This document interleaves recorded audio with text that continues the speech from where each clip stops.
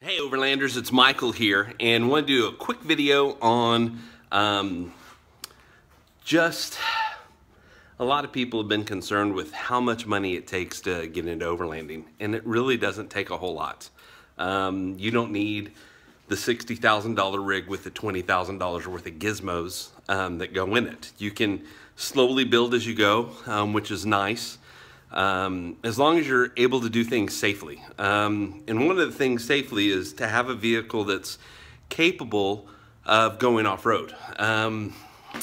You don't want to take a Honda Civic out on a trail and get stuck and endanger, you know, your life and the people that are with you as far as being in a remote area and not being able to get out. So you want a vehicle that's going to be able to get you to the destination and back from the destination safely. For me, I've got a 2010 Jeep Liberty, and it's the KK model, and so it's the more of the squared headlights.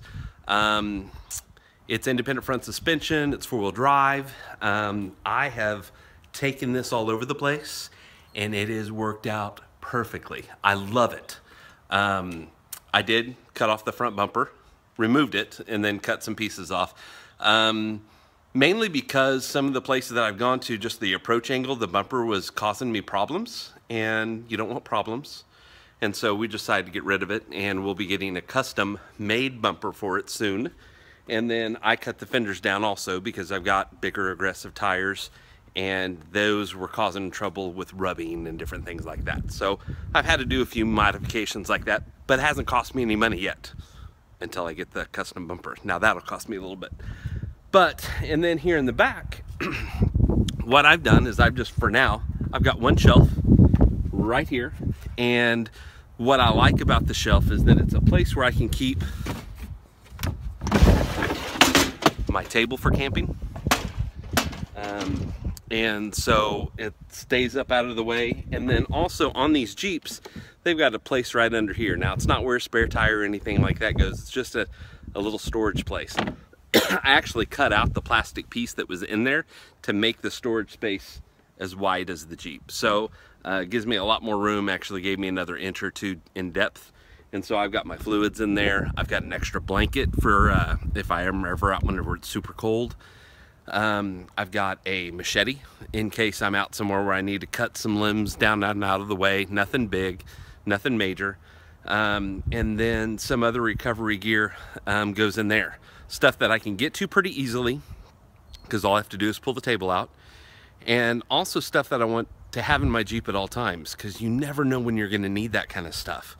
Now, the cases like this, and I'll probably always have the tools, but the cases like this and the stuff that you use for camping, you'll have out of the Jeep whenever you're just doing daily driving. This is my daily driving rig, so I don't want to carry all that stuff whenever I'm just going and running, doing sales calls, because that's what I do. I'm in sales. And so, but I picked up a few of these actually for free, and they're pretty big cases.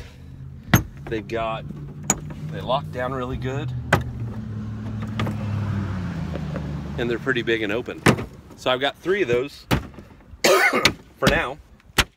I'm looking to get probably a couple more. I don't know where I'll put them if I get a couple more. Good thing is that I can set 4 of them back here because I do plan on making some more shelving to go in there. But I think my plan is just to do 2, and then that way I have a place to put my fridge whenever I get a fridge. Right now it's just a cooler that I put back there to keep my food cool, and then obviously use one of those cases for the dry food and different things like that. So anyway, that's how I do it. Again, haven't spent a whole lot of money on doing it. Obviously the vehicle is your biggest purchase, and then the other things I've just kind of do it yourself and make it work as I go. So anyway, I hope you guys have a wonderful day, and remember, go all over, and it doesn't have to be expensive.